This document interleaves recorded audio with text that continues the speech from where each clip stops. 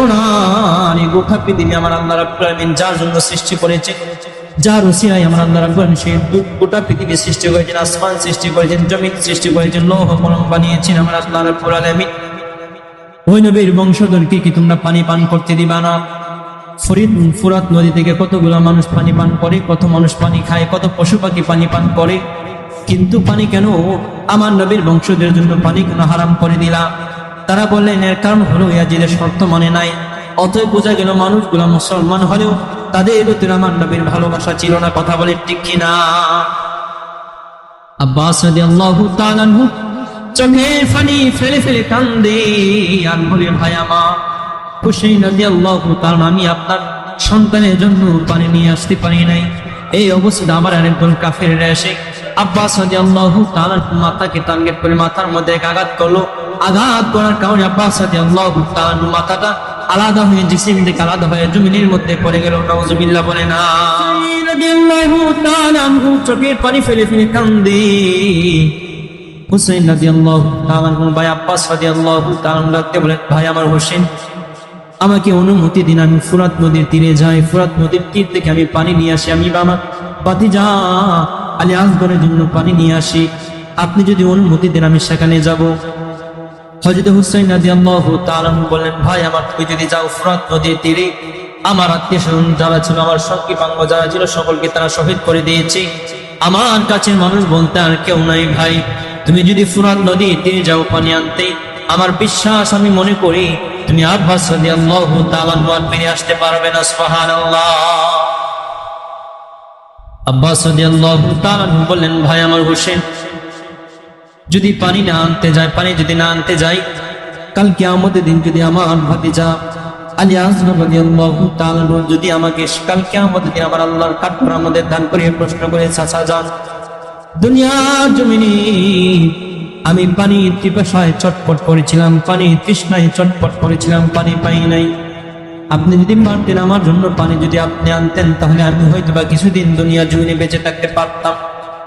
আমার ভাতিজা আলী আসগর যদি কাল কিয়ামতের দিন আমি চাচা আব্বাস রাদিয়াল্লাহু তাআলাকে প্রশ্ন করে ফেলে সেদিন এইভাবে, চাচা যদি আপনি ফুরাত নদীর তীরে যাইতেন আমার জন্য পানি আনতে, ওই কাফেররা যদি, ওই পাষাণ মানুষরা যদিও আপনাকে পানি দিত, ওই পানিটা পান করতে পারতাম, কিছুদিন দুনিয়ার জীবনে বেঁচে থাকতে পারতাম। চাচা আপনি জান না, এখন আপনি আমার জন্য আমার কাছে সে জবাব দেন, আপনি আমার কাছে সেই সওয়ালের জবাব দেন, প্রশ্নের জবাব দেন, আপনি কেন জান নাই? আব্বাস রাদিয়াল্লাহু তাআলা বললেন, ভাই আমার হোসেন, আমার ভাতিজা আলী আসগর যদি সে প্রশ্ন করে, আমি আব্বাস রাদিয়াল্লাহু তাআলা কাল কিয়ামতের দিন সেই প্রশ্নের জবাব দিতে পারবো না। সুবহানাল্লাহ।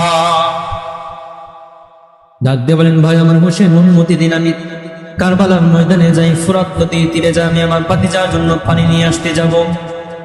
হুসাইন রাদিয়াল্লাহু তাআলা বললেন, ভাই পানি আনতে হবে না, আমরা ধৈর্য ধারণ করি, আমার সন্তান যেন মরার পরে, শহীদ হওয়ার পরে যেন জান্নাত থেকে পানি পান করে যেন তার তৃষ্ণা নিবারণ করে। আব্বাস রাদিয়াল্লাহু তাআলা বললেন, এই কথা বললে হবে না, কারণ হলো আমরা হলাম শেরে খুদার আলী রাদিয়াল্লাহু তাআলার বংশধর।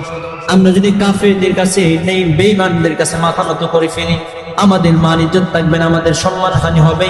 আপনি অনুমতি দিন, প্রয়োজন আমার রক্তগুলো জমিনের মধ্যে আমি ফেলে দেব, প্রয়োজন আমি শহীদ হয়ে যাব, তারপরেও আমি আমার আসগরের জন্য সেই কষ্ট করবো। সুবহানাল্লাহ। এবার হুসাইন রাদিয়াল্লাহু তাআলা বললেন, ভাই আমার অনুমতি দিব, কিন্তু যাও, কিন্তু আমি জানি তোমার সাথে আর দেখা হবে না রে ভাই। শেষ বিদায় দিয়ে দিলেন, ভাই যাও পানি নিয়ে আসতে যাও, কিন্তু কথা হলো তোমার সাথে আর দেখা হবে না। আমার আল্লাহ রাব্বুল আলামিন যদি চান, কাল কিয়ামতের দিন আব্বাস ভাই তোমার সাথে আমার দেখা হবে। সুবহানাল্লাহ। হুসাইন রাদিয়াল্লাহু তাআলা ভাই, সৎ ভাই আব্বাস রাদিয়াল্লাহু তাআলা এবার চলে গেলেন ফুরাত নদীর তীরে পানি আনতে।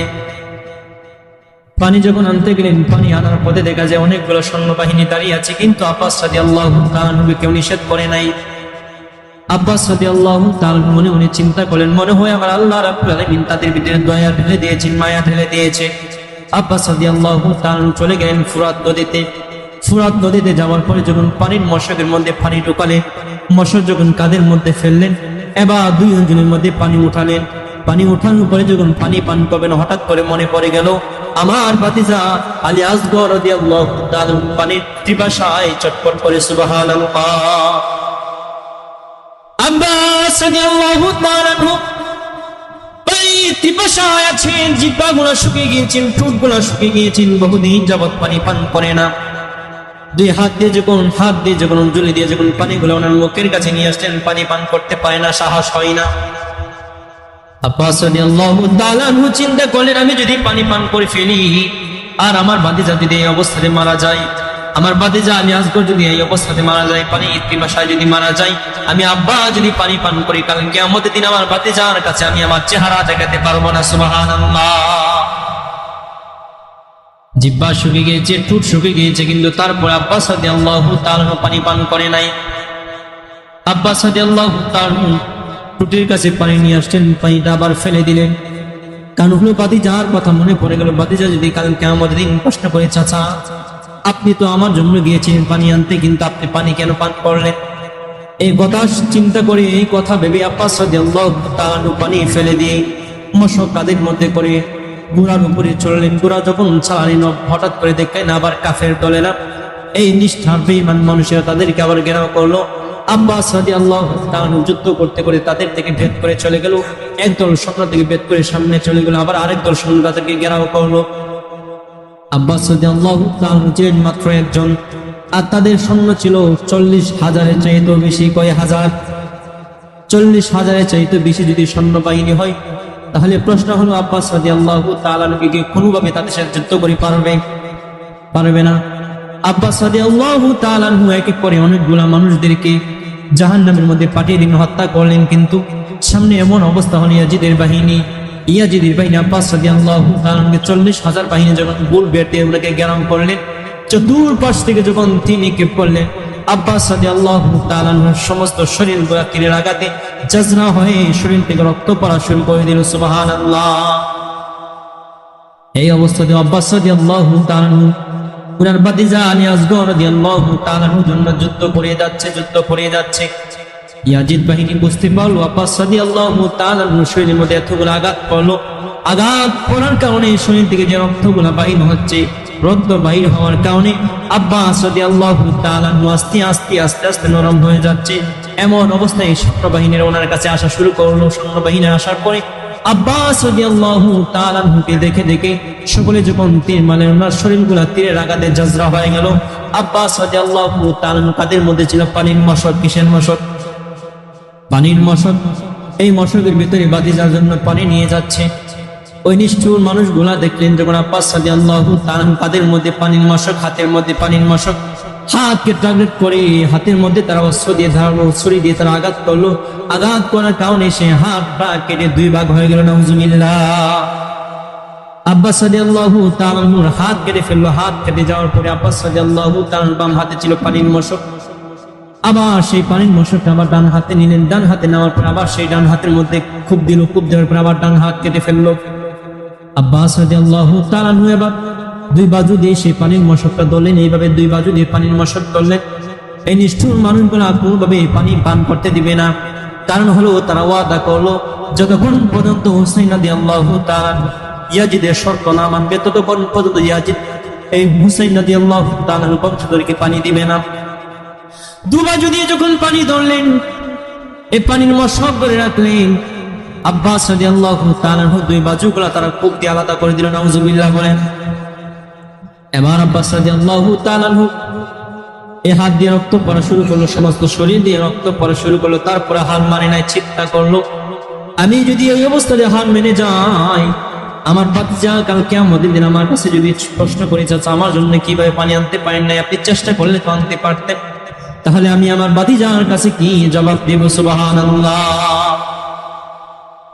এবার আব্বাস রাদিয়াল্লাহু তাআলা পানির মশক এবার মুখের মধ্যে দাঁত দিয়ে কামড়ে দিয়ে দৌড়লেন।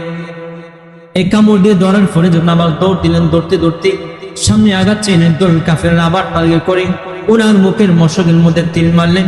মুখের মকশের মধ্যে যখন পানির মশকের মধ্যে যখন তীর মারলেন, এই পানির মশকে তীর পড়ার পরে পানির মশক থেকে যখন পানি পড়া শুরু করলো, আব্বাস রাদিয়াল্লাহু তাআলা চোখের পানি ফেলে ফেলে কাঁদতে আমার আল্লাহকে বলে, আমার আল্লাহ, শেষ চেষ্টা করেছি, আমার ভাতিজা আলী আসগরের জন্য পানি আমি নিতে পারি নাই। সুবহানাল্লাহ।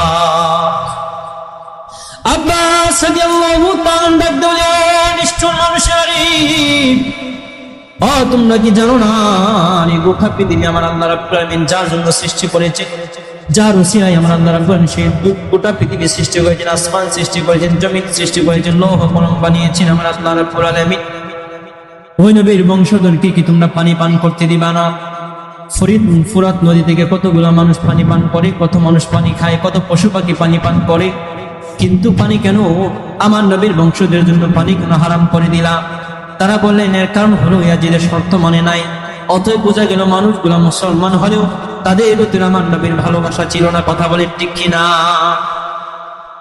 আব্বাস রাদিয়াল্লাহু তাআলা আনহু চোখের পানি ফেলে ফেলে কান্দে আর বলে, ভাই আমার হুসাইন রাদিয়াল্লাহু তাআলা, আমি আপনার সন্তানের জন্য পানি নিয়ে আসতে পারি নাই। এই অবস্থায় আবার আরেকজন কাফেররা এসে আব্বাস রাদিয়াল্লাহু তাআলার মাথাকে টার্গেট করে মাথার মধ্যে আঘাত করলো। আঘাত করার কারণে আব্বাস রাদিয়াল্লাহু তাআলার মাথাটা আলাদা হয়ে জিসিম থেকে আলাদা হয়ে জমিনের মধ্যে পড়ে গেল। নাউজুবিল্লাহ বলে না।